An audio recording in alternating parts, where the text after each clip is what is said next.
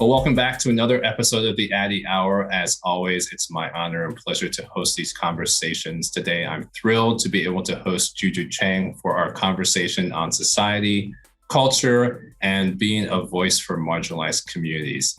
So this is a name that's probably familiar to all of you as listeners, but I'm going to go ahead and give Juju just a little bit of an introduction.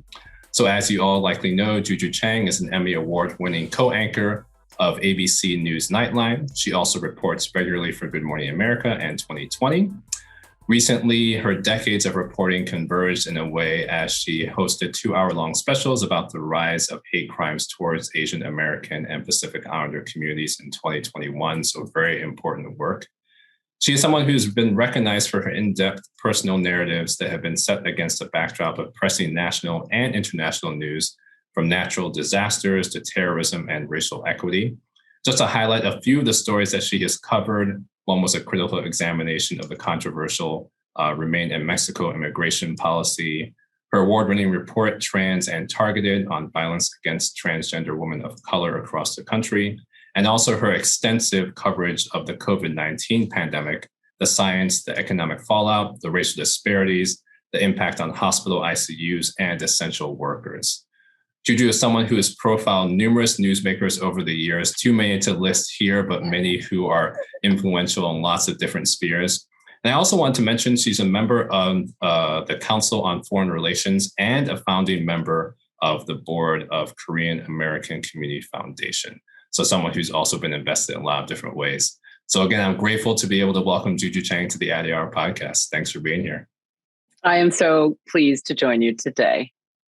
Excellent. Wonderful to have you here. And again, so many important things that you have done, which we'll touch on as we go through the episode. But as my listeners know, and one of the things I think my listeners appreciate is just a chance for us to be able to peel back the layers, as it were. So I wanted to start with just a general check-in and see how you're doing at this point in time at the end of April 2022 with everything that we're continuing to navigate. How are you doing at this point in time? It's so profoundly lovely of you to do that and do a mental health check-in. I'm okay right now. It was rough going through the anniversary of the Atlanta shootings. I went back to Atlanta and talked to victims' families 1 year later. And, you know, you tend to absorb a lot of the traumatic stories when, you know, you're in my line of work, and there's something called empathy trauma, right? I've talked to sex crimes prosecutors who have it. And I've gone from, you know, chasing Boko Haram in Africa to the Pulse nightclub shooting and trying to just power through and be a good journalist and don't, you know, just compact, and then bursting into tears, you know, at the drugstore. Right now I'm okay. I've done a lot of, you know, everything from therapy to giggling with my girlfriends to meditation. But I will say that some of my African-American colleagues did mental health check-ins with me when at the height of the AAPI hate. And it was a little bit unexpected. So I literally started tearing up and everything that I'd held back kind of poured out in 30 seconds. And then immediately I felt guilty because for these same African-American colleagues, I didn't do a mental health check-in, you know, to say, I know that this hurts to watch members of your community. I know that this hurts to have to explain, you know, I know. And just that simple check-in meant so much to me. I just assumed that my colleagues knew how I felt about their struggle and their pain, but I had never expressed it before. So I'm not only grateful to you, but I would encourage all of us to do check-ins with our friends and colleagues and loved ones. Yeah, so important and so well said.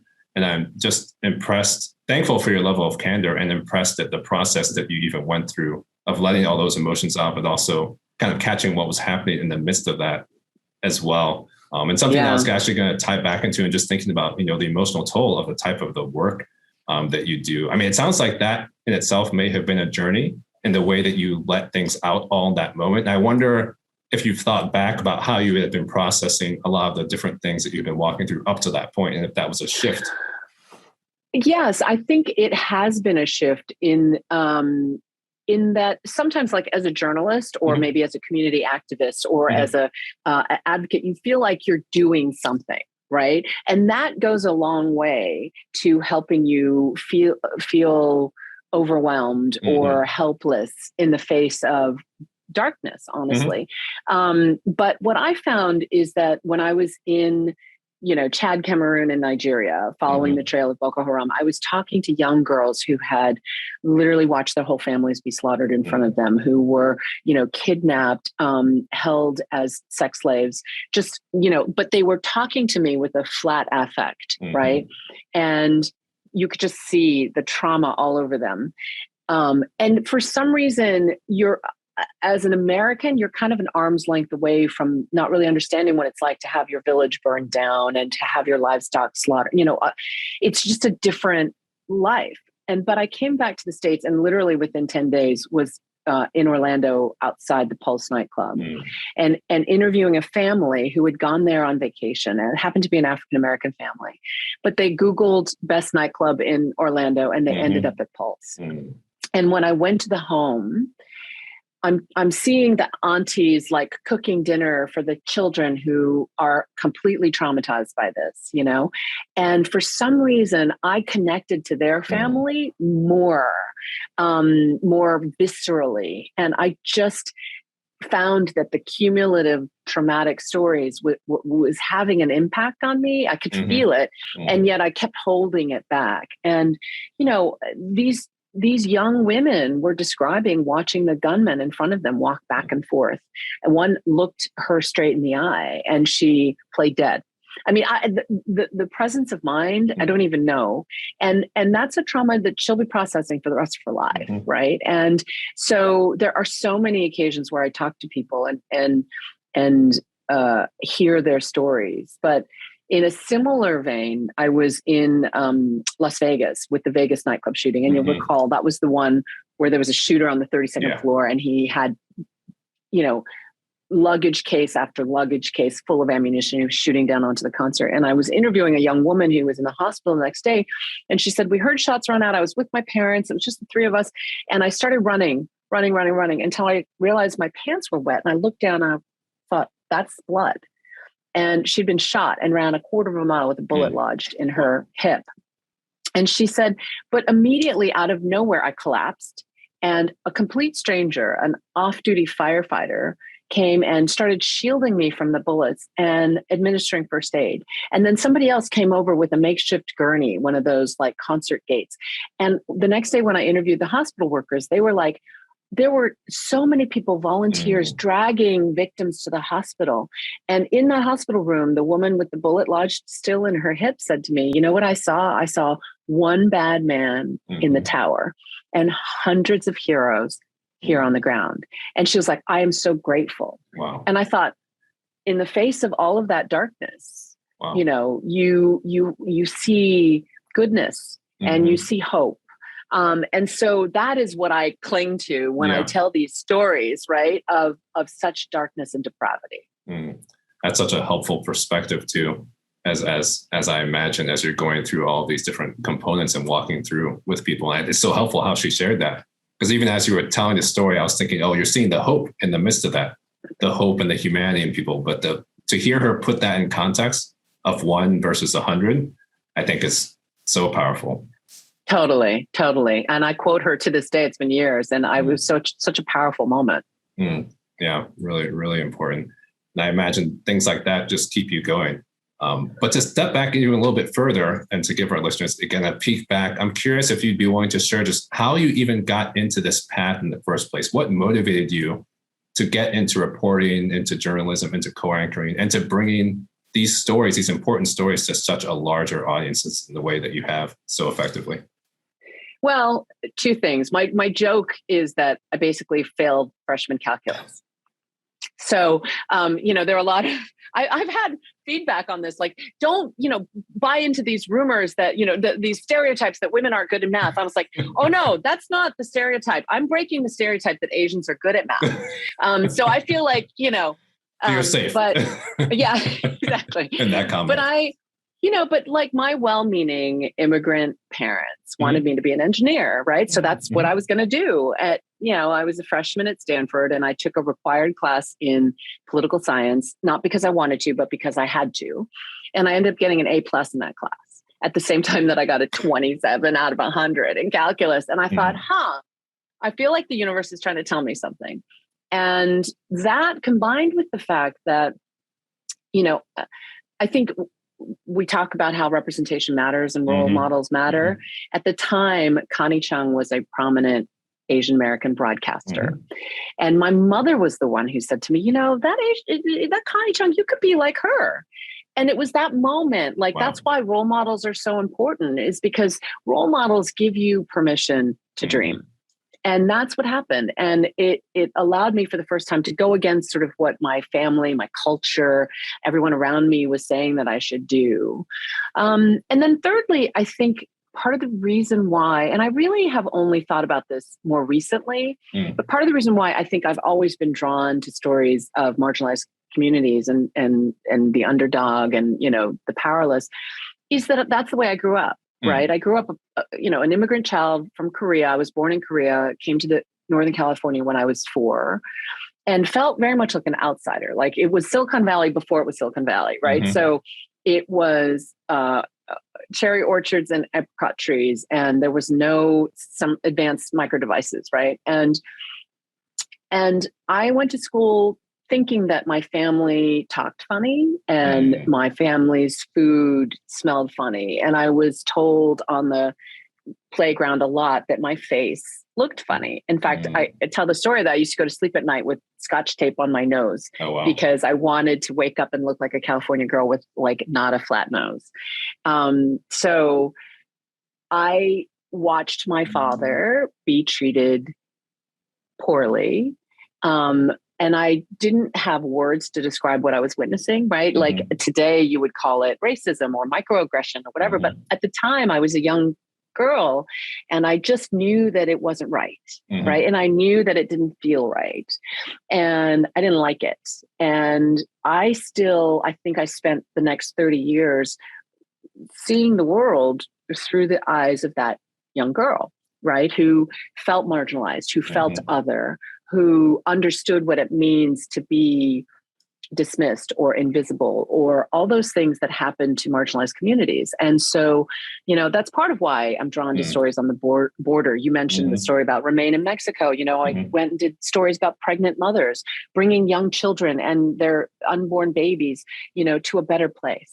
Right. Which is essentially what happened to me, right. At the age of 4. So I'm seeing 4-year-old kids and I'm relating to them in a totally different way.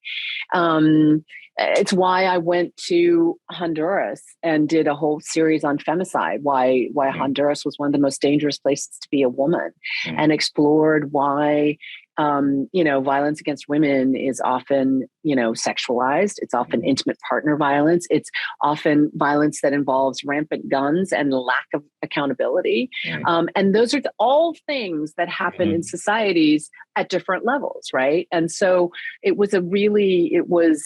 they call it femicide. Women would disappear and no one would be held accountable. And so it's, there are so many stories where I look back and I realize I'm drawn to them because I'm drawn to telling the stories of the little guy. That's really, really powerful the way you said that.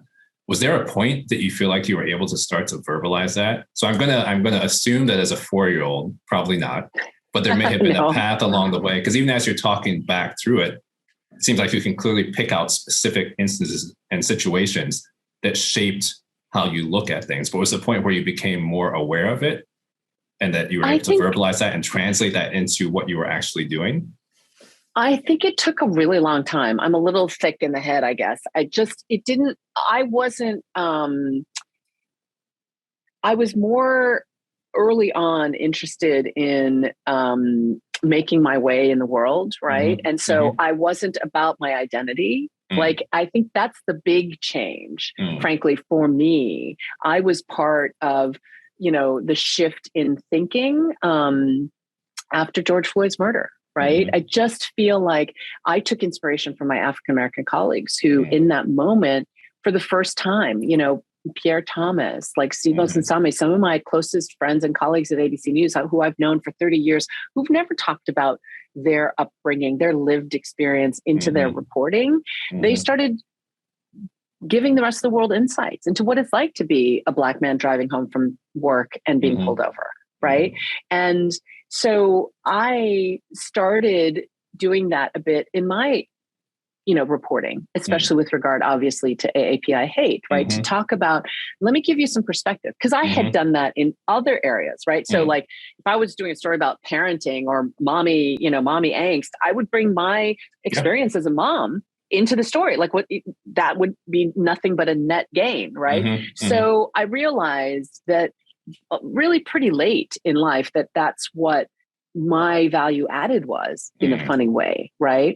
And so I had founded this Korean American Community Foundation, which we're about to have our gala. We raised, $2 million last year. Wow. Like blossomed into this huge undertaking, but it was always something I did off camera, outside of work. And now I've brought my understanding and my identity more central. And that has been a shift for me that I don't know, honestly, if I can pinpoint, when that happened, but it was a slow burn for sure. Well, that's really helpful to know, and just to see your process and journey in that as well. I mean, even to be honest, some conversations I was having today, even in terms of parallels between the African-American community, the AAPI community, and the things that people are walking through.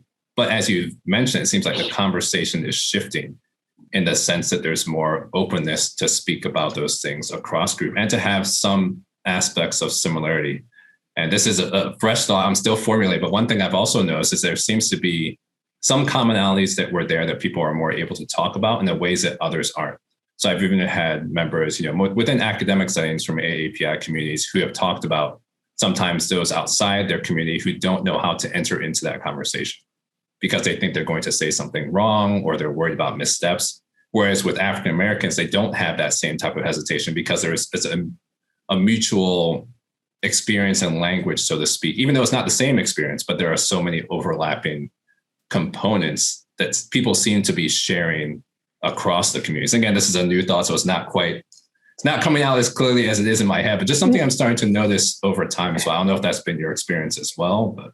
Yeah, I think it's really important for us to be able to have these conversations and not be afraid of offending each other, because that fear just nips the conversation in the bud before it even happens. So an example that I often give is I interviewed a non-binary actor by the name of Nico Tortorelli. And I sat down with them and I said, I'm really sorry if I misgender you, if I use the wrong pronoun, I don't, And they said to me, Juju, it's totally fine. I understand that you're trying and that, your intentions are good. It really does matter, like where it comes from. If somebody misgenders me with hate, then that's not okay. But if somebody misgenders me by accident in conversation, I'm not going to take offense to that. And so I think that is the spirit in which these conversations need to happen. We have to hold that grace between the person who's speaking and the person who's listening. And I think, we talked about Jeremy Lin, and one of the most, classy ways that he discussed a microaggression or a slur that happened to him on court, right? Was somebody on court called him the coronavirus or called him China virus or something. And afterwards, everybody, the reporters, nosy reporters like me, were like at the press conference saying, so who did it? Who was it? And he said, I have no interest in shaming or blaming anyone, but I want to call out the behavior, because if I don't, then it's seen as okay. And I thought that is such a great way of looking at these conversations, because, we can't learn unless we have these conversations. And we don't, and yet at the same time, we don't want to be just, calling balls and strikes all the time and telling people, that what they said was wrong or hurtful or stupid or worse. Right. Yeah. That's so well said. And even that word grace that came up as you were talking to that individual, I think is huge, just to have the grace to be able to make those mistakes. And it seems that there's also a level of trust there that needs to be there. Trust that the people are coming from the right place of intentionality. And again, just having that place to have that learning, because as you said, if the mistakes don't happen, then people won't learn. And perhaps that's, again, my neuroscience piece that's coming out already, but that's just what we learn from those types of things and how that also needs to be applied in these situations as well. Absolutely. Absolutely. On that note, I also was curious just about, because you've done, I keep going back to it, but just so much that you've done to really have and speak for so many marginalized and quote unquote voiceless communities, not that they don't have a voice, but not to the level that they need to. And I'm curious, as you've been doing this over the years, are there specific aspects of your work that have been both the most rewarding and on the other side, the most challenging? So I'll let you start with whichever one of those you want to so first. Hard. The most rewarding one, I think, was at the Atlanta shooting more than a year ago, because we were ABC News was the only network who did a full primetime hour following that shooting. And I know that wouldn't have happened were it not for the years and months of work that I had done, pre-interviewing people, doing interviews with activists, having everything sort of locked and loaded so that we could air it within 24 hours. I remember flying down there and we had booked, the son of one victim and the daughter of another victim. And I was like so angry because I was like, once again, we have to crash this to the air and we don't have time to do it. I can't believe we have to do this in 48 hours. And I thought, actually, it isn't 48 hours. I've been working steadily towards telling this particular story for 30 years because, how many mass shootings have I been to and delicately had to speak to a family member? How many stories have I done on human trafficking and sex work and what that really means in a true sense? And the geopolitics of it and the poverty and the deprivation and the desperation surrounding it. And how many of these, stories about AAPI hate have I done? And so all of that felt like it was a true culmination. And so that was the story that I was most proud of. And we were able to really get at one of the fundamental sort of areas that is dicey, which is the hypersexualization of Asian women. And, you'll recall there was a county sheriff who came out after speaking to the shooter and saying, well, the shooter says, he has a sex addiction and he was trying to get rid of his sex addiction. So he says it wasn't about race, it was about sex.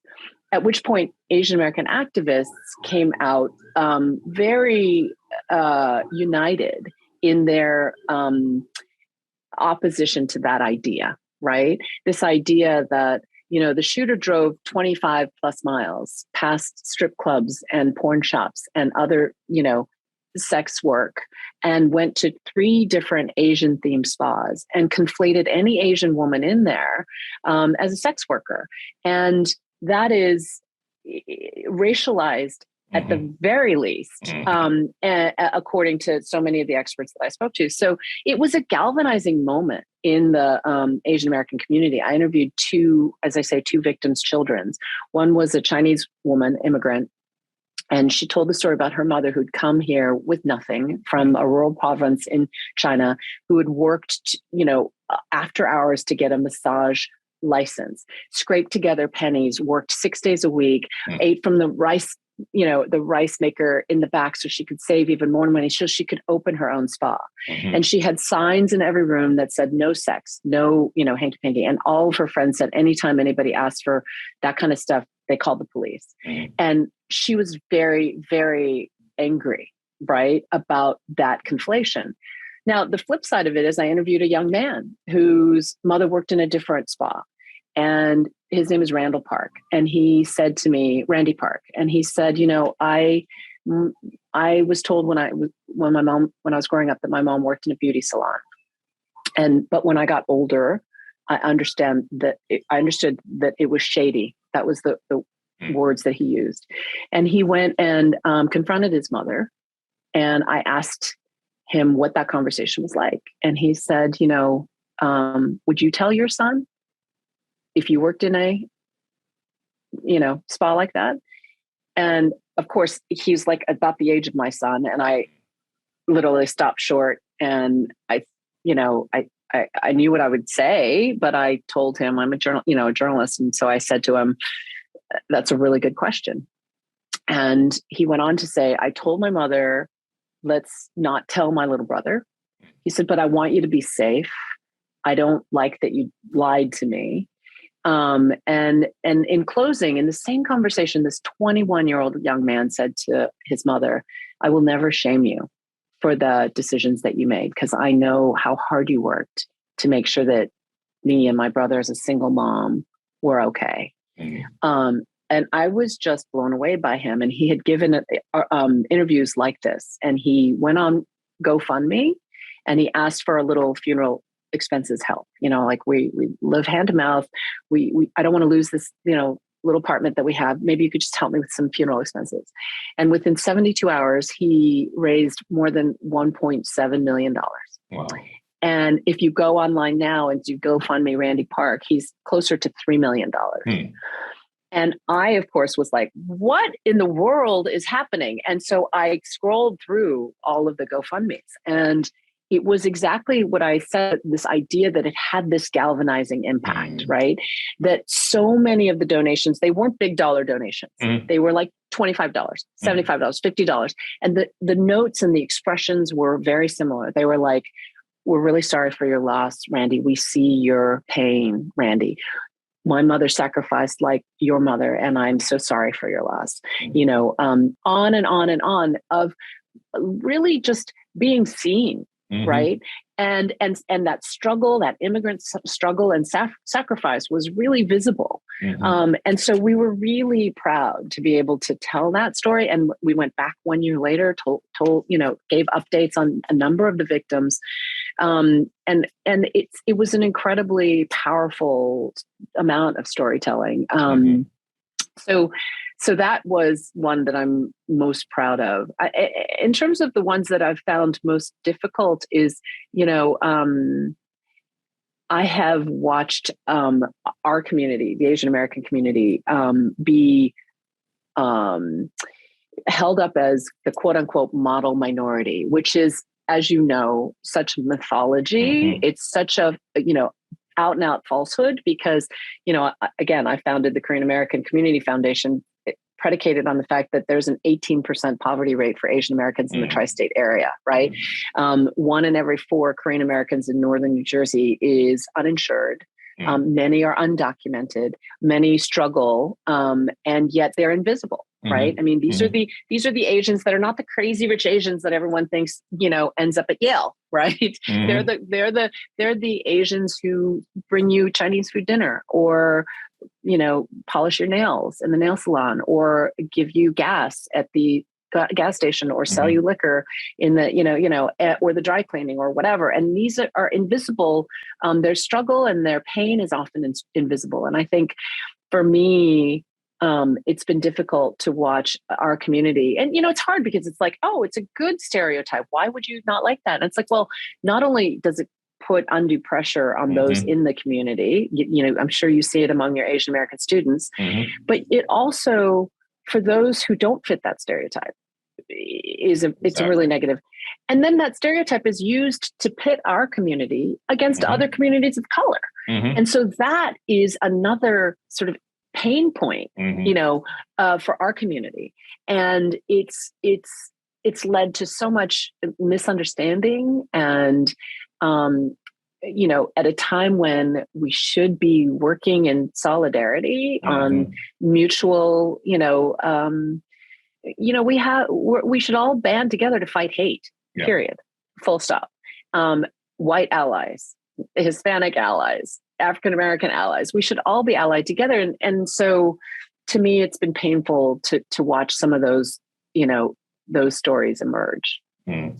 Really well said. I mean, so many things that resonate and so much to unpack as well. One thing that I want to actually go back to in the first story that you were sharing about this being a galvanizing moment, because again, having had I've had Korean American roommates in college, and a lot of other Asian American friends and just thinking about things that have been happening over the years that have not come to the surface, so to speak. I mean, even when you were talking about the tragedy in Atlanta, how your network was the only network to do what you did. And so I'm wondering how that has been affecting the Asian American community already up to this point, and what you see as a shift. Because even as you talked about, you have been preparing that story for years, not just because of the work you've been doing around anti-Asian hate, but because of the work you've been doing around marginalization and discrimination in general. But again, It just seems like so much of it has been, as you said, under the surface. And so how do you see things shifting? Are there things that are moving in the way that they need to? Yeah, I mean, I see a lot of change in the last 2 years. I think I started seeing it, in the Black Lives Matter protests, right? Because, as a journalist, I was out covering those protests, face to, police shield in the middle of the masked protests. But when I looked around, I had covered many protests in my 30-year career, but these protesters looked more like America. They were parents and children protesting, grandparents, the Black community, obviously, the Latino community. I had never seen so many Asian Americans protesting, and for Black Lives Matter. And I thought that was such an awakening, right? And in many ways, tool gathering, if you know what I'm saying. It really, to me, opened people's hearts and minds, I think. And then when the AAPI hate stuff started happening, I really felt like I saw a maturation, right? So the points of light to me are the young activists who are going to the alders and saying, you know what, Ma, Dad, Grandpa, you're vulnerable. And you can't stick with the cultural norms of keep your head down, don't say anything, don't raise a ruckus, right? You need to go and report this. You need to go and make your rights matter. And I heard somebody, a young comedian on TikTok, my kids hate it when I mention TikTok, but he said, I think he was a South Asian. And he said, my family called it the Uncle Sam tax, that they were willing to be treated like second-class citizens because of the bounty that this country offers, right? And he said, but my generation, we're not willing to do that. We all took, his AP history and political science, and we have the audacity to believe that we deserve equal protection under the law, that we deserve equal rights, that we therefore are Americans. And it was such a powerful, kind of rallying cry for a comedian, really lovely. But I think that's kind of what I'm seeing in the young generation. I also think that I'm seeing, Jonathan Greenblatt of the ADL, the Anti-Defamation League, runs the Center for Hate. And he saw a lot of the online hate spiking. And he went to the Asian American community and warned them. And that is how the Asian American Foundation was created. And it was launched by very sort of powerful philanthropists, including like Joe Tsai, Joe Bay, Joe Tsai, who owns the Nets, Joe Bay, all these, Jerry Yang, like all these very high profile people who leveraged their considerable power and wealth and founded the Asian American Foundation to help, again, this was this galvanizing moment that happened. So I think that, and then I see like grassroots community organizers, people who are in Chinatown, who are like young kids who are like, doing stuff. And in Georgia, there was a big get out the vote, sort of enrollment. And we're told by activists that was the crucial margin for the two Senate races in Georgia. And so, I've seen Asian American organizations over the years do like, oh, let's ask for bilingual ballots. Let's look for more ballot access. Let's do this kind of stuff. That literally the work of democracy. And I think that has accelerated because of this. So, there are points of light, so to speak. Yeah. That's really encouraging to hear. I mean, just in the way that some of those organizations have come to light and the way that people have been invested in that work as well. I think it's so important. And of course, I'm always, again, thinking about the neuroscience and mental health. I'm always just thinking about just the tax, as it were, of all of these things on the Asian American community. And so I'm wondering if you'd be willing to share a little bit first about just your perceptions about mental health conversations in AAPI communities and how that intersects in a way with all that's happened around anti-Asian hate, how that can also influence that. And just if things are moving in terms of conversation. We had a little bit of that conversation a couple episodes ago with Jeremy Lin, as you mentioned, Esther Chu, but just curious to hear your perspective on that as well. Well, I think there are many different directions to, turn the telescope. I mean, there's the idea that Asian American young people are often suffering higher rates of anxiety and stress and depression because I think of the sort of pressure of living up to the model minority myth. Often when your parents have sacrificed everything for you, that's a lot of pressure. You don't want to screw that up, right? And you feel very burdened by that. At the same time, the Asian American community is very, I hate to speak broadly because we know the Asian American community represents dozens of countries and even more cultures and languages and, faith traditions and all of that. But if I were to say culturally, Asian Americans, there's a very big stigma about surrounding mental health. So there isn't a lot of open discussion. There isn't a lot of, therapy, treatment options. There isn't a lot in that space. And then thirdly, I would say, when you drill down into these attacks, many of them involve a component of a mental health break on the part of the perpetrators, right? And we've seen that time and time again, whether it's, somebody who walks into a Black church and kills parishioners, whether it's somebody who walks into a Jewish synagogue and kills parishioners, or somebody who walks into 3 Asian-themed spas and kills Asian Americans and bystanders. You see, this is disordered behavior, right? This is mental illness. And yet a lot of this is reframed depending on the circumstances, right? And I think that ultimately that is why dog whistles are so dangerous, right? It's not because rational people are going to go out and attack Asian people. It's because, because of the pandemic, it's because irrational people may, right? And there's a lot of intersection of poverty and homelessness and mental health crises. And so the solutions are very complicated and complex and multi-layered, and they are nothing's quick. There's no quick answers.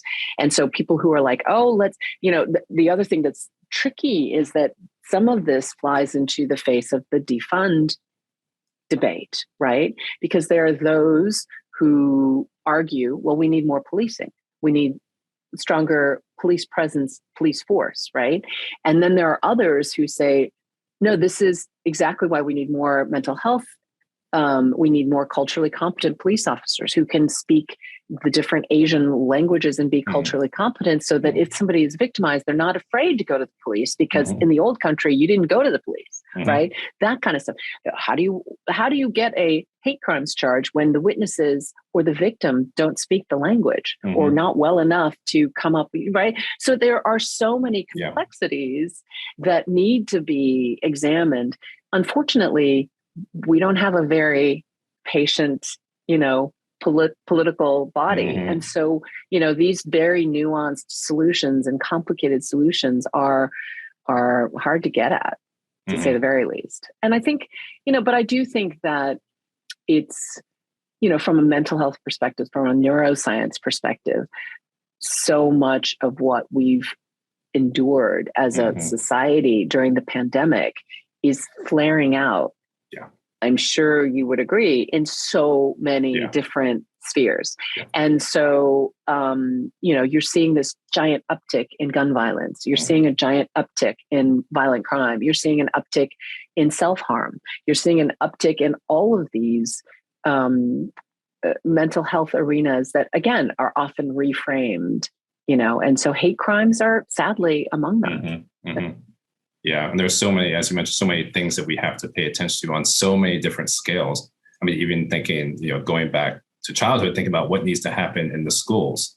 Because as students are going through everything, as parents are going through all that, as those combine together, all the anxieties, uncertainties that people are navigating simultaneously in certain situations, as you add on top of that, all the things like the stories that you've been covering for years, they're just going to become that much more exacerbated. So I think you're exactly right in that component. And yet at the same time, even as you mentioned early on, you still see these aspects and these reasons for hope.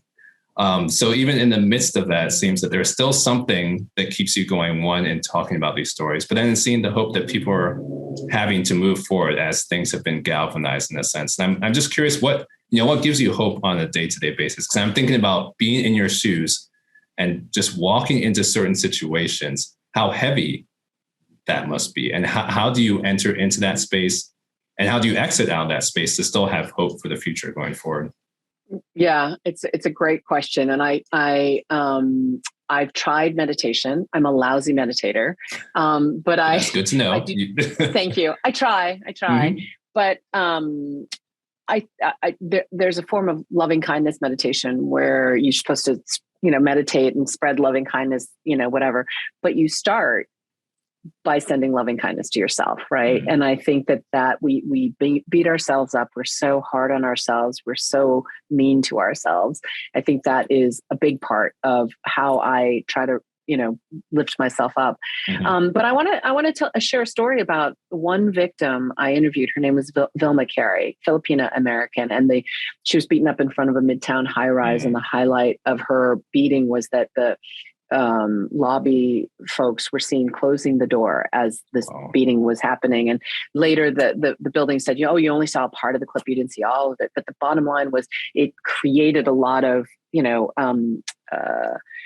awareness on her particular attack. And so it took us weeks, but we finally convinced her daughter and her to sit down for an interview, and they did such powerful stuff. So they had done a GoFundMe. They raised couple $100,000, which was significant. Mm-hmm. And the daughter took that money and created a pop-up museum with stories. Wow. So what happened was during the attack, the attacker, just again, to bring some humanity to the attacker, he was having a mental health break. He was just let out of prison for killing his own mother. Mm-hmm. So, there was a tremendous amount of trauma there. And he beat up this random woman and said, "You Asian B word, you don't belong here." Mm. And so the daughter took these stories of belonging from the AAPI community and created exhibits using these words and entitled it AAPI I Belong. Mm. And so then I'm sitting down with Vilma and her daughter, and Vilma I said, "So did you ever make it to St. Patrick's Cathedral? Because I heard that was where you were headed that day." And she said, "Yes, I did. I went for my 60th birthday." I said, "What did you pray for?" And she just had this big smile on her face. And she said, prayers of gratitude. She said, we had so much loving outpouring of food. People were sending food and gifts and notes of encouragement and money in the GoFundMe. And I couldn't believe how much people showed their compassion to me. Mm-hmm. And then she looked at her daughter and she looked at me and she said, "And then I prayed for my attacker." And literally the camera on me at the moment was like this. And I said, "Wow, why did you do that?" And she said, "Because whatever was going on in his mind, I wanted to give him grace." Mm. That was literally the words that she used. And I sat there for a second and I said to her, again, I've been doing this for 30 years and I've talked to a lot of people about a lot of things. And I said, but I know enough, whether you look at it from the neuroscience perspective or from the spiritual perspective, mm-hmm. or from the philosophical perspective, that that act, mm-hmm. of forgiving someone does as much, if not more, to empower the person who's doing the forgiving than it does bestow on the person who's being forgiven. And so in that moment, I said to her, what's really crazy, Vilma, is that you're literally fighting hate, mm-hmm. with love. Yeah. And it was just such a powerful moment for me. And I thought it was so obviously so genuine from her sort of Catholic perspective. And so that's the kind of stuff that gives me hope, that like makes me think that we can turn this, a hateful act into a piece of art, AAPI, I belong, to turn victimization into something more powerful and meaningful.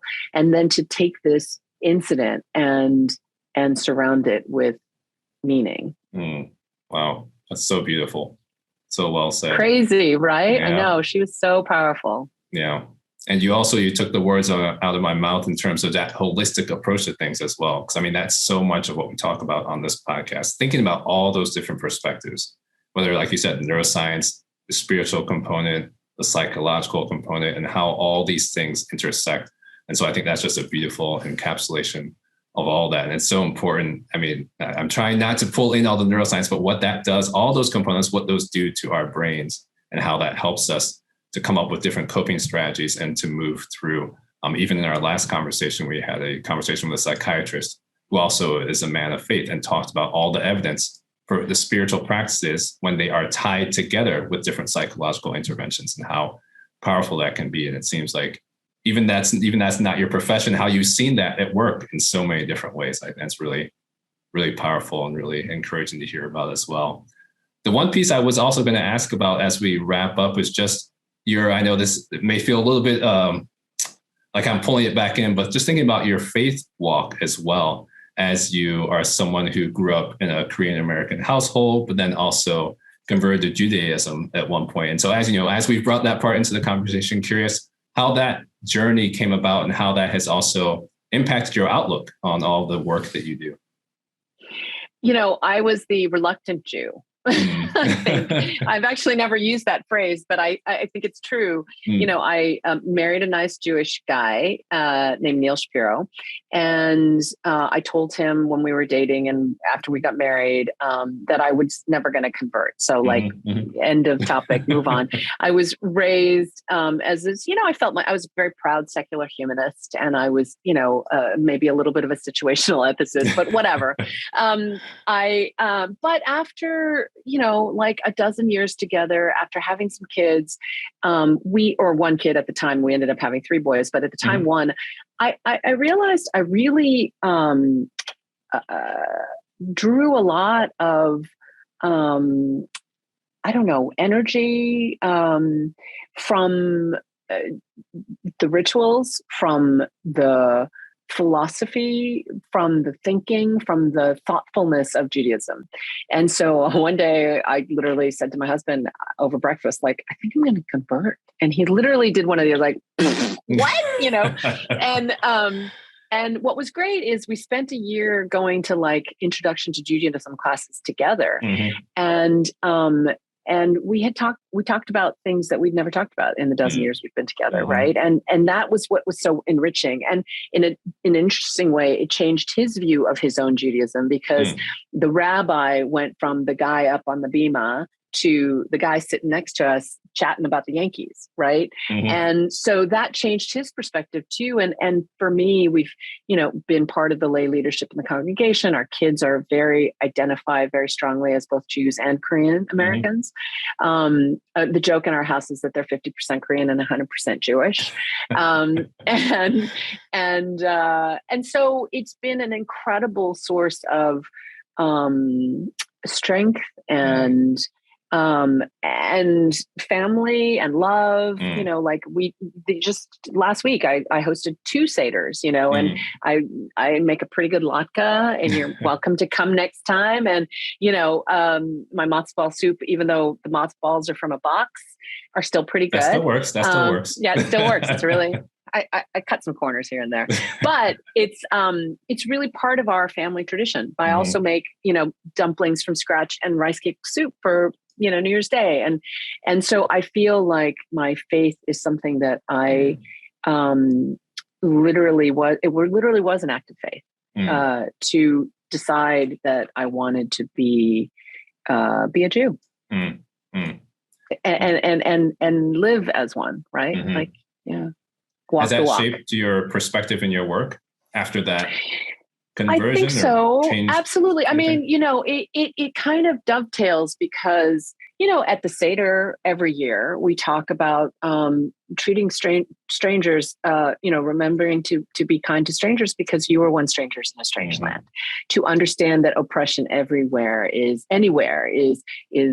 something that Jews stand up against, right? And it's so interesting that interweaving, like right now, I told you the story about the ADL and the AAPI community, and I talk often about how Frederick Douglass spoke out against the Chinese Exclusion Act back at the time in the 1880s, and how the Jews worked in the civil rights sphere, and in that historical brotherhood, really, and that is something that I wish was better understood. Than the things that I see right now, especially online, where hate gets clicks, and there's a lot of anti this, anti that. You're stepping out, you're this, and there's this don't compare your pain to my pain. Like there's a lot of animosity when there's really a lot of shared history and shared goals, really, And so yes, that's been a large part of my faith journey, and it's informed, all of it in different ways. Yeah. Very encouraging to hear. And there's great perspective as well. I mean, both your journey and the story that you shared of the individual, just that aspect of grace and forgiveness is I know. Tremendous. Well, thank you so much. We've covered a lot of different topics. I really enjoyed just having this free-flowing conversation, and just, again, all the work that you've done to bring so many important stories to life and to larger audiences, and hopefully to help us move forward as a society to a better place as well. Definitely appreciate you taking the time to be here to share a little bit about your journey and about the path that you've blazed and the ways that you're speaking up on behalf of so many. Thank you so much for taking time to be here on the Addy Hour. Thank you, Dr. Addy. And I am a huge fan of your work and want to dig into it. So maybe someday I could interview you. That would be wonderful. Thank you so much. I appreciate the investment, and I may take you up on that offer as well. I think our listeners would definitely enjoy that. I know they would. Excellent. Thanks so much. All right. Bye.